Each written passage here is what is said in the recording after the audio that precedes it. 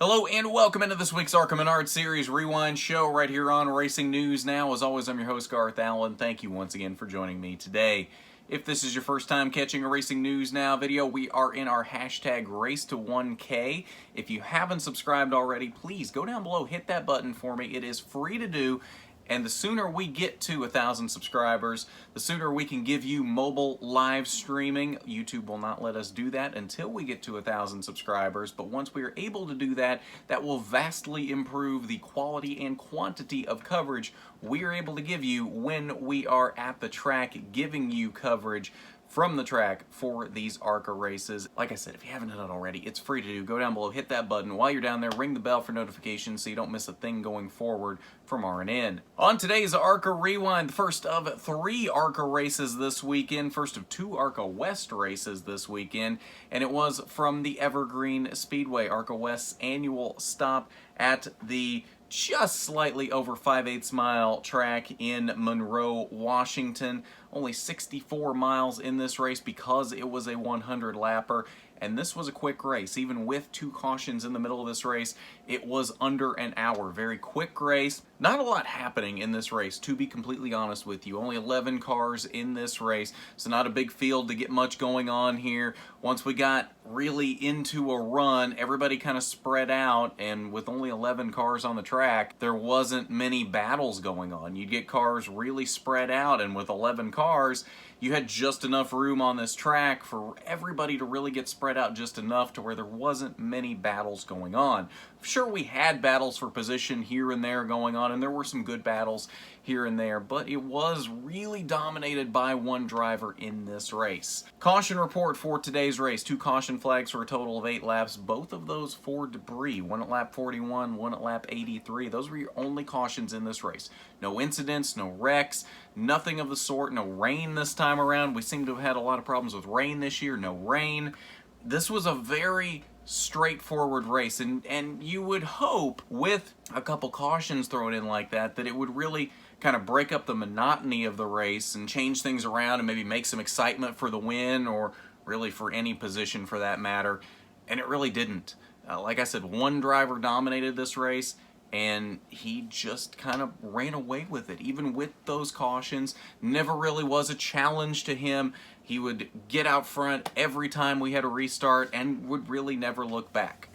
And as we look at the lap leader report, you will see why. Blaine Perkins led every lap in this race in the number 9 Sunrise Ford, as he went on to take his second victory of the season in the ARCA Menards Series West, really shaping himself as Jesse Love's championship contender this season in the West Series. Those two have really put on a show this year and have really been the 2 dominant cars all season. One BMR Toyota, one Sunrise Ford, and that, I think, is the quintessential West Series championship that we've become accustomed to in the past few years. That Goliath title fight between Bill McAnally Racing and Sunrise Ford, it is becoming that once again this year, as Blaine Perkins in the Sunrise Ford battles Jesse Love in the Bill McAnally Racing Toyota, and I think that's what we're going to see for the remainder of this season. But at Evergreen, it was all Blaine Perkins. Had a bit of a challenge at one point from his teammate Trevor Huddleston, but really never sweated it that much, because really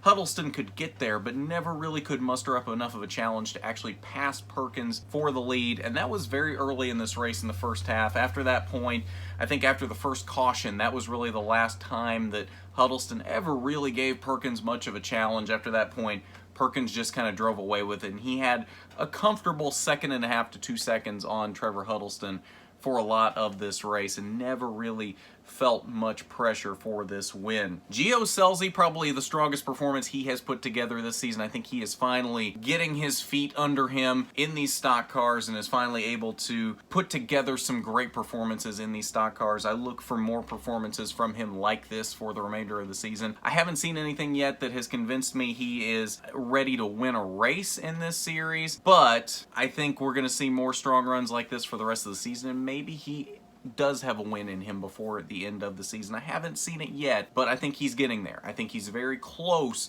to being able to be a winner in the ARCA Menards Series West by the end of the season. I like what I'm seeing from Gio Scelzi. The progression has been very nice over the past few races. Jesse Love, a bit of an uncharacteristic race for him, had finished top 2 in every race so far this season, and unfortunately not quite as strong today. Still a good run in 4, but not quite as strong as we have seen him and become accustomed to seeing him for the first part of this season. Another strong top 5 run for Gracie Trotter in this race. She was as high as 4th at one point in this race, so a good run from that 99 car. Still knocking out some good runs for Gracie Trotter. And I want to give a shout out to Holly Holland. I've been very critical of Holly for the first part of this season, and probably rightly so. She's not put together any real substantial runs up to this point. Had a couple of top 10s, but let's be honest, it's not that hard to get a top 10 in the ARCA Menards Series West, especially when you're in a Bill McAnally Racing Toyota. It's just not. But I want to give a shout out to Holly in this race. She ran a great race today. I think Holly is finally, in the same vein as Gio Scelzi, I think Holly is finally able to put together some good runs here. I think she's finally got enough experience under her belt that she is finally getting that progression pushed in the right direction. And I think today might be a sign that we're going to start seeing some good runs out of Holly Holland going forward. I really hope so. Like I've said, I don't want to be critical of Holly. It's not that I don't like Holly, but she's not shown us anything up to this point until today. She was running top 5 for a good portion of this race, and unfortunately fell behind her teammates at the end of the race and finished just outside the top 5, but still a great day for Holly Holland, and I think this might be a sign that we're hopefully going to see her continue to progress forward and continue to put together solid runs for the rest of the season. Todd Souza, a little bit of an off day for him in 7th. I think we've seen some really good runs from him this season, and it felt like just a bit of an off day for him in that 13 car, coming home in the 7th position. Jack Wood started off the race really well, as high as, I believe, 4th at one point in this race, but unfortunately fell back late and ended up a lap down in the 8th position. 2 laps off the pace in 9th was Takuma Koga. Bobby Hillis rounded out the top 10, 3 laps down in the 10th position. And then Bridget Burgess, the 11th and final car in this race, 5 laps off the pace in 11th for Bridget Burgess. So that's your results from the ENEOS NAPA Auto Parts 100 from the Evergreen Speedway. We're going to head over to the post-race Zoom call now. We're going to hear from your top 3 finishers in this race. We'll see what Blaine Perkins, Trevor Huddleston, and Gio Scelzi had to say after this race. I think the just biggest thing was they had so much more short run speed than me. But at the end, I think we were the fastest car on the racetrack. I mean, we were at times 3/10 faster than them there towards the last 30 laps. Just got to use my strengths more. And yeah, I think that was the biggest difference was they qualified better. They had track position and they controlled the race. That's the biggest thing. And when you can do that, especially, with only a handful of good cars, it's very tough when you get strung out like this. I think track position, just Blaine got out front and was able to maintain, but it just shows how equal our cars are. We ran, I feel like every other lap, one of us was faster. So it's just one of those deals. But like I said, tomorrow's a new day, so we'll see what happens. Well, I definitely wouldn't say it was in my hands those first 50 laps. Trevor definitely was all over me there, but thankfully, I felt like I was able to save enough tire to where we were good in the last 50 laps. So with that, I think, yeah, we were able just to pace ourselves the last 50. And really, my spotter did an absolutely awesome job helping me with times between me and the car behind me and the car behind him. So always giving me information, which is what I love. And we're able to lead another 100 laps.